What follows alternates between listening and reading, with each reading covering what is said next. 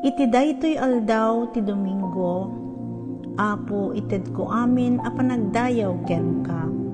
Ket aklunek nga awan ti maaramidak no awan ka nga mangtartarabay kanyak. Ama, gapuken ka sinanamaak nga adda iti namnama.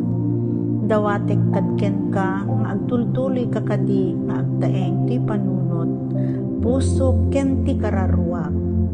Bendisyonan nak tinatarnaw a puso, napintas a disposisyon ken nasimbeng a panunot, uray ti tiyempo, digiti panlubok a dumteng ti biag ko.